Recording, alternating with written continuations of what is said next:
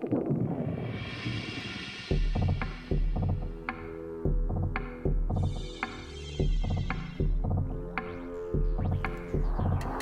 to the sad voice of experience. Safety is everything. I had stayed up late, not only because I was playing the Wii with my roommates, but because I was nervous for my first class at 10 a.m. I had fallen asleep on the couch, and unfortunately had forgotten to set my alarm. I thought my roommate John would help me out, but he just said, "I'm not your mom. You're not home anymore, freshman." Psh. I hurried to gather my things for class, and he asked me if I was planning on driving. Well, duh, that's why I had a car. On the way out, he said something about my not having been used to driving in the snow. I wasn't worried about it. It hadn't even been snowing the night before.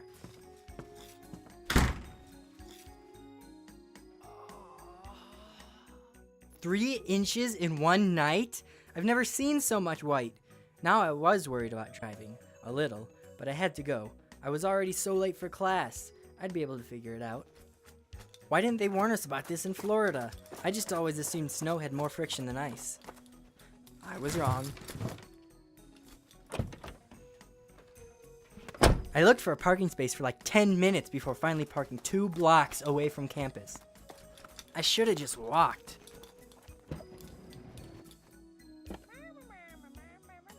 I ran to my class and found a seat in the back.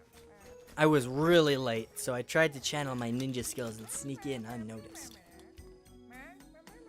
I thought I recognized the girl sitting in front of me from my I-team, so I tried to strike up a conversation. She seemed more interested in the teacher, though. I was about to get out my book, but she suddenly got all defensive on me. First of all, when you're sick, you're supposed to go to the health center. You need to contact the dean of students. Then email your teachers and tell them you're sick. And stay home! No one wants you here if you have the swine! Come on, as if the swine flu is even a big deal. She told me to leave class, and I had only been there for 2 minutes. I didn't actually know where the student health center was, so I was really happy when a teacher stopped me, till she started lecturing me about dressing for winter. Apparently, it's against the honor code to wear flip-flops. She also told me it's just a really dumb idea this time of year. I told her I had been late waking up that morning, but she would have none of that. I think she must have been a science teacher because she started showing me these photos of all the stages of frostbite. She said first your skin turns white, then red and swollen, and then blue and black. I had no idea. She made me promise to go home and run warm water over my feet. So I ran into John on campus. I told him about my cruddy day and how I'd been told to go home and get dressed properly. He told me he'd locked the apartment and asked me if I had my key. Come on, man, we're in Rexburg. What's gonna happen? Evidently, that's what his last roommate thought, and he didn't think it was so funny when someone walked right in during church and stole his new laptop. Ouch. I think I'll lock the door from now on. I was walking back to my car, but I was so hungry. I hadn't eaten breakfast that morning, of course. I saw one of those big blue emergency posts and I figured this was a real emergency, but the lady at the other end informed me that it definitely was not.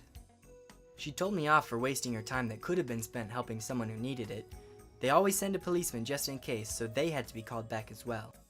She said that the things they take seriously are physical emergencies, like hypothermia or broken bones, or safety emergencies, like icy sidewalks, or if you don't feel safe walking home alone. She told me that such tomfoolery is not tolerated by the honor code, and that I should go home and stop being such a prankster. So I was on my way home, still not feeling very well, and still cold. And I still wasn't used to driving on slick roads. When they post a speed limit, they take ice into account, right? But when the car started to slide, I didn't know what to do, and not only did I knock down the post and fence in front of my apartment complex, but I nearly hit this cute girl. I figured now was as good a time as any to get a date, but she wasn't interested. Something about how being unsafe was unattractive in a guy. The worst part was that I got a huge dent in my Bronco. This was one of the worst days of my life. So nowadays, I try to make sure no one makes the same mistakes I did. I joined the Student Safety Council so I can tell people about my experiences and spread the word. Being safe could save your life and your ego. Don't be like me. Wear proper winter apparel. Be smart about being sick. Lock your doors. Learn to drive in the snow. For more information, visit www.byui.edu/studentsafety.